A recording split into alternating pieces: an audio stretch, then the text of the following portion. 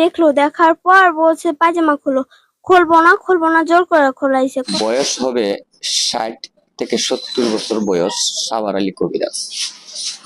উনি যে ঘটনাটি ঘটিয়েছে আসলে শুনলে শরীরের পশম দাঁড়িয়ে যাবে। হঠাৎ করে আমার পেটে ব্যথা, তাই আমরা ওই সাভার কবিরাজের কাছে গেছিলাম। তুমি ঘরে যাও, আর আমি যাবো না, আমাকে জোর করে চাড়ার পর পেট দেখলো, দেখার পর বলছে পায়জামা খোলো।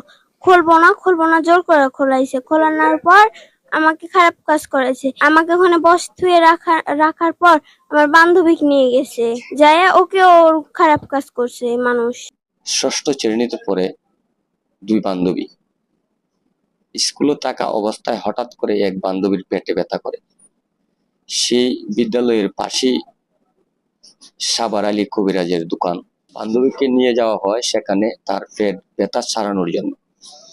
কিন্তু ওই সুযোগে সেই সাভার আলী কবিরাজ বান্ধবীকে পাচনে একটি রুমে নিয়ে যাওয়া হয়।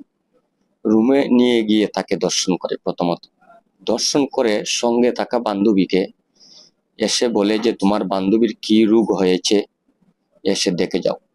ওই কথা বলে সেই সাভার আলী কবিরাজ কিন্তু তার বান্ধবীকেও পাচনে নিয়ে দর্শন করে।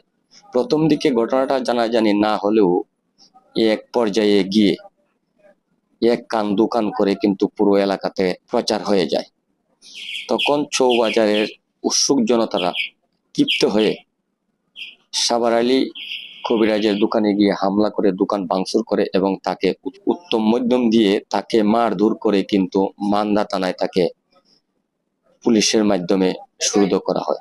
মান্দা থানার ভারপ্রাপ্ত ওসি জানিয়েছেন যে মামলাটি তদন্তকালীন অবস্থায় রয়েছে, সবকিছু খতিয়ে দেখা হবে।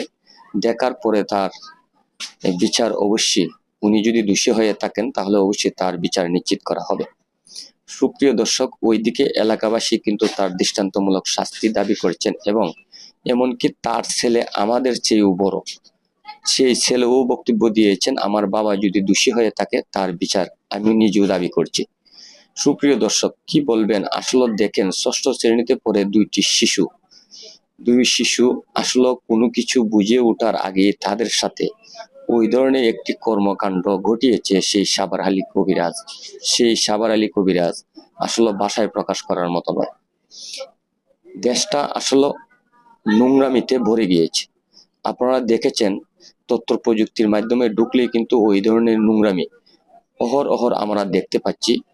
মানুষ আসলে মানুষ নেই, মানুষ এখন পশুতে রূপান্তরিত হচ্ছে। যে মানুষটির বয়স 60 থেকে 70 বছর বয়স হবে, তার কিভাবে নারীর লালসা থাকতে পারে, তার কিভাবে নারীর প্রতি লোভ থাকতে পারে? এছাড়াও দুটি শিশু বাচ্চা ষষ্ঠ শ্রেণীতে পড়ে তার কাছে চিকিৎসার জন্য গিয়েছে। সেই চিকিৎসার অজুহাত দেখিয়ে তাদেরকে ফাঁসনে নিয়ে এক এক করে দুজনকে দর্শন করেছে। ঘটনাটি আপনারা কিভাবে দেখছেন অবশ্যই কমেন্ট বক্সের মাধ্যমে জানাবেন। বিষয়টি অত্যন্ত খারাপ এবং নিন্দনীয়। সকলে একটু ভিডিওটি লাইক কমেন্ট শেয়ার করে সকলকে দেখার সুযোগ করে দিবেন। কথাটি বলে আমি আমার ভিডিও থেকে এখানে বিদায় নিচ্ছি। সকলে ভালো থাকুন, সুস্থ থাকুন। আসসালামু আলাইকুম।